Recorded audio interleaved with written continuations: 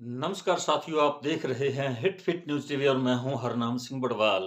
दोस्तों, जब से राम मंदिर के अंदर प्रभु श्री राम की मूर्ति का अनावरण होना यानी प्राण प्रतिष्ठा कार्यक्रम तय किया गया, 22 जनवरी का दिन निर्धारित किया गया, जब यहाँ अयोध्या नवनिर्मित मंदिर के अंदर प्रभु श्री राम की मूर्ति का प्राण प्रतिष्ठा कार्यक्रम होगा।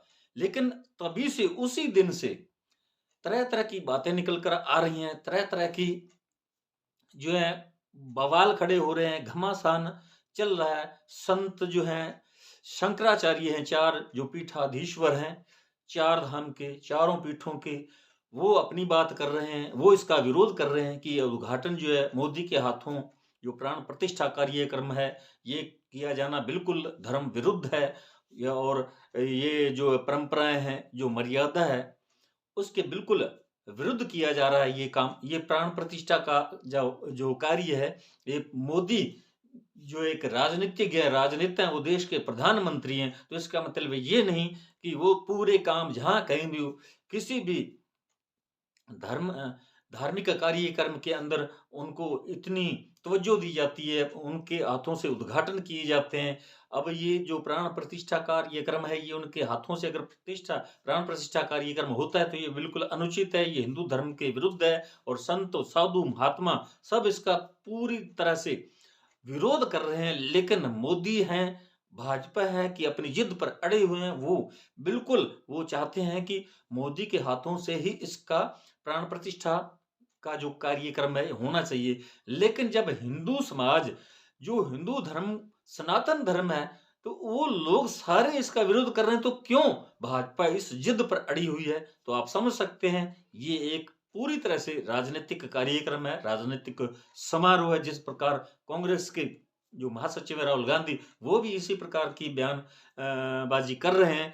लेकिन अगर वो तो राजनीति करेंगे ही करेंगे, एक बात मान लेते हैं कि वो राजनीति कर रहे हैं।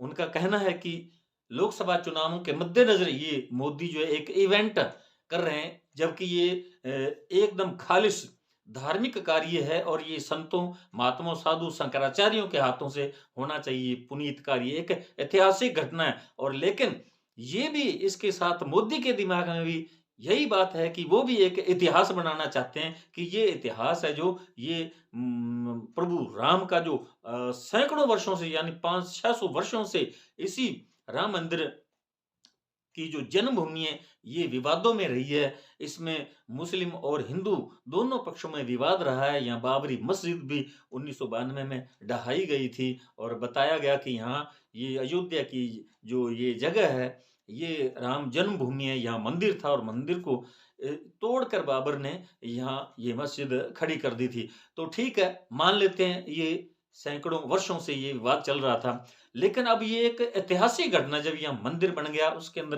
प्रभु श्री राम की मूर्ति का जो है प्राण प्रतिष्ठा कार्यक्रम होने वाला है, तो ये मोदी जो है ये क्रेडिट, ये श्रेय अपने नाम करना चाहते हैं। और क्योंकि एक पंथ दो काज, एक तो ये इतिहास बन जाएगा, युगों युगों तक मोदी जी का नाम इतिहास के पन्नों पे गोल्डन अक्षरों में, स्वर्णिम अक्षरों में लिखा जाएगा।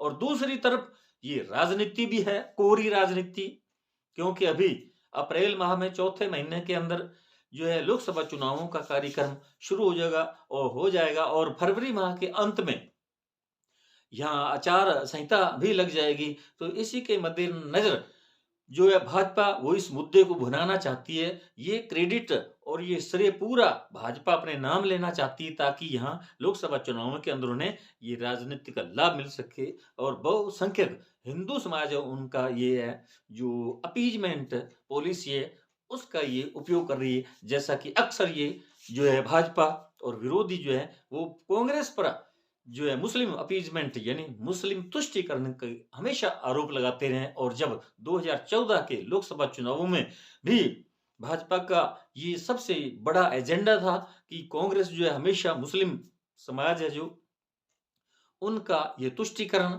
करती है, उनकी तुष्टिकरण की नीति पर चलती है। और दूसरा जो है भ्रष्टाचार और महंगाई, ये उस समय मुद्दे थे दो। और ये मुस्लिम तुष्टिकरण और महंगाई और बेरोजगारी, ये 3 मुद्दे थे जिनके आधार पर भाजपा को 2014 के अंदर सफलता मिली। और भ्रष्टाचार का भी एक चौथा मुद्दा था।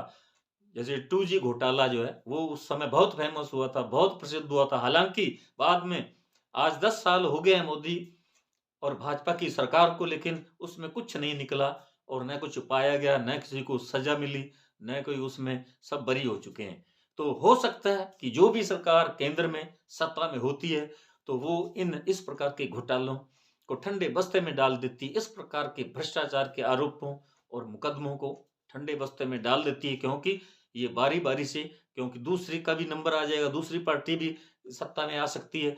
तो अब भाजपा जो है ईडी के ज़रिए जो विरोधी पक्ष के लीडर नेता लोग हैं, उनको उन पर शिकंजा कसा जा रहा है और खुद को पाक साफ साबित करने के लिए और उनको भ्रष्टाचारी पार्टियां साबित करने के लिए इस प्रकार का ये एजेंडा चुनावों के ऐन पहले इस प्रकार के ये छापे, रेड, ईडी द्वारा, सीबीआई द्वारा, इनकम टैक्स द्वारा ये शुरू हो जाते हैं और जिसका परिणाम स्वरूप उसको फायदा भी मिलता है भाजपा को।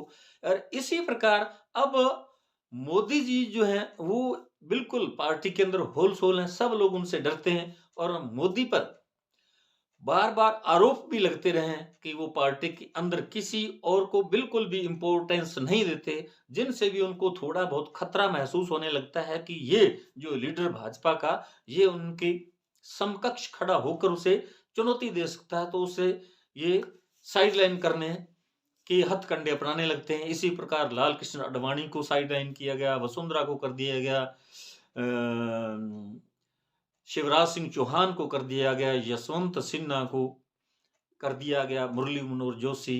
और अब जैसा कि आप देख रहे हैं 22 जनवरी को जो प्राण प्रतिष्ठा का कार्यक्रम अयोध्या के अंदर, अयोध्या राम मंदिर के अंदर होने वाला है, उसमें इन तमाम बड़े लीडर जिन्होंने कभी 1992 में रथ यात्रा के जरिए पूरे हिंदू समाज को जागरूक किया था और हिंदुस्तान में रथ यात्रा निकाली और आखिरकार उन्होंने इसको जबरन ढाया गया और वहां कुछ लोग शहीद भी हुए। लेकिन उन्हीं लोग जो हीरो थे उस रथ यात्रा के, उस आंदोलन के 1992 के, तो उन सबको साइडलाइन कर दिया गया है। जरा सी भी मोदी जी को इस बात की शर्म नहीं आई कि ये जो हीरो हैं जिनकी बदौलत आज राम मंदिर जन्मभूमि आजाद हुई और यहाँ आज भव्य राम मंदिर बन चुका है और उसमें प्रभु राम की मूर्ति का अनावरण होने वाला है, प्राण प्रतिष्ठा होने वाली है 22 जनवरी को, तो उन्हें भी बुलाया जाए। लेकिन नहीं, उनको पता नहीं किस बात का अहंकार, ईगो है उनके मन में, उन सभी को उन्होंने किसी को भी आमंत्रित नहीं किया है।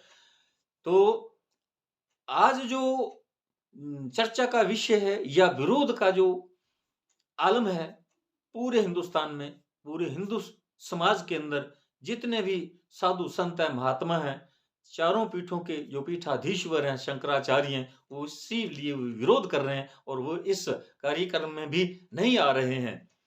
तो कुछ ऐसे चाटुकार संत, पाखंडी संत साधु भी हैं जिनके माध्यम से उनका विरोध करवाया जा रहा है।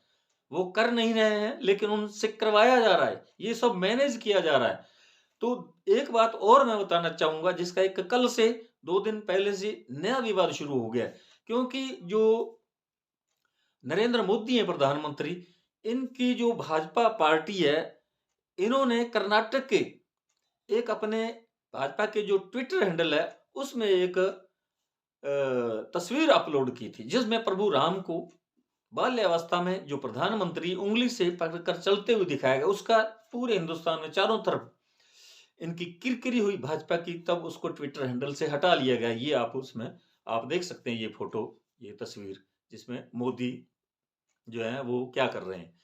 और दूसरी बात, अब जो अयोध्या जो एयरपोर्ट है, हवाई अड्डा है, वहां का जो सड़क मार्ग है उस पर बड़ी-बड़ी जो कटआउट लगाए गए हैं, उनमें प्रभु श्री राम के भी कटआउट लगे हुए हैं और एक तरफ मोदी के भी लगे हुए हैं और मोदी जो है उनका कटआउट बहुत बड़ा है। क्या मोदी जी प्रभु राम से भी बड़े हो गए हैं?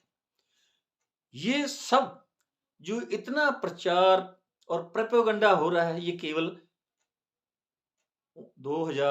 2024 के जो अभी अप्रैल मई में जो लोकसभा चुनाव होने वाला है, उसके मद्देनजर किया जा रहा है। ये आप देख सकते हैं इस तस्वीर के अंदर, ये क्लियर साफ नजर आ रहा है कि मोदी जी का कटआउट बहुत बड़ा है और उस मोदी जी के साथ ही बिल्कुल उनके पैरों के तले प्रभु श्री राम का एक छोटा सा कटआउट दिखाई दे रहा है।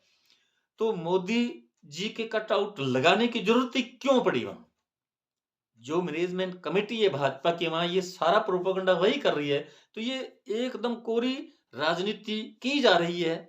लेकिन फिर भी मोदी जी और भाजपा अपनी जिद पर अड़े हुए हैं।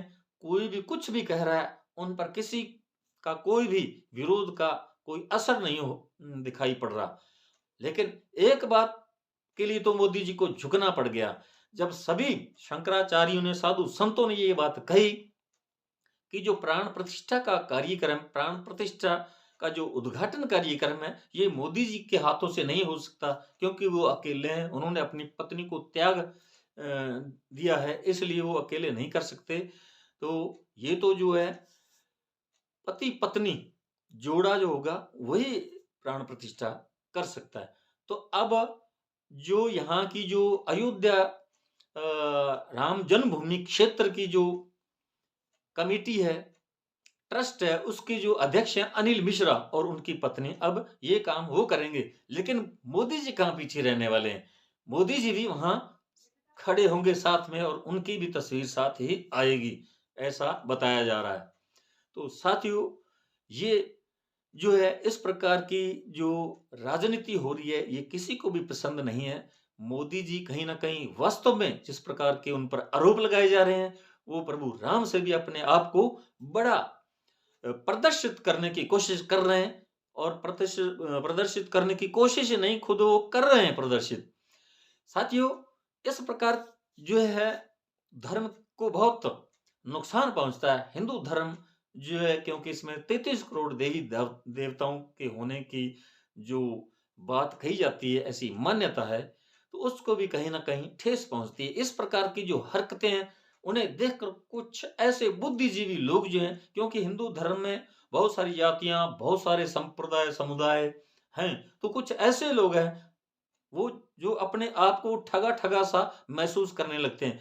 उनके मन में ये बात ज़रूर जाती है कि जो प्रभु राम हैं, ये उच्च वर्ग के लोग हैं, जो उन्हीं के प्रभु हैं और हम जो हैं दलित वर्ग हैं या हम किसी तरह से कमज़ोर स्थिति में हैं, तो हमारा ये प्रभु नहीं है, क्योंकि उनको कहीं पास फटकने भी नहीं दिया जाता, मंदिर में घुसने नहीं दिया जाता। तो अपने जो इष्ट होता है, भगवान है, उसके प्रति इतनी अधिक आस्था होनी चाहिए, जैसी सिख धर्म के अंदर देखने को मिलती है। साथियों, कुछ वर्ष पहले आपने सुना होगा, जो डेरा सच्चा सौदा के प्रमुख हैं, गुरमीत राम रहीम सिंह, उन्होंने 10वें गुरु गोविंद सिंह का जो लिबास है वो पहन लिया था और घोड़े पर सवार हुए थे, उस और उसके फोटो जो है वो पूरी सोशल मीडिया के अंदर वायरल हो गए थे। तो पूरा सिख समाज एकदम विरोध में खड़ा हो गया था और उनको अंत में गुरमीत सिख समाज से माफी मांगनी पड़ी थी। तो ऐसी जो आस्था होनी चाहिए अपने इष्ट के अंदर, अपने धर्म के अंदर, अपने गुरुओं के प्रति, भगवान प्रभु राम के प्रति भी हिंदू समाज को इस प्रकार की उनके अंदर आस्था और होनी चाहिए। तो जो मोदी हैं, उनके इस प्रकार की हरकतों से नहीं लगता कि मोदी प्रभु श्री राम को कहीं मानते होंगे, उनकी उनमें कोई आस्था होगी, क्योंकि वो बार-बार इस प्रकार की आए दिन कोई न कोई ऐसी हरकत सामने आती है जिससे नहीं लगता कि वो प्रभु राम के भक्त हैं। वो तो केवल और केवल क्रेडिट लेने, श्रेय लेने की होड़ में लगे हुए हैं। तो साथियों, ये हमारा वीडियो आपको कैसा लगा? कमेंट बॉक्स में ज़रूर बताएँगे। यदि आपने हमारे हिट फिट न्यूज़ टीवी को सब्सक्राइब नहीं किया, तो तुरंत सब्सक्राइब कर लें। ज़्यादा से ज़्यादा शेयर करें, लाइक करें। आपका बहुत-बहुत शुक्रिया, धन्यवाद। राम, राम। सत श्री अकाल।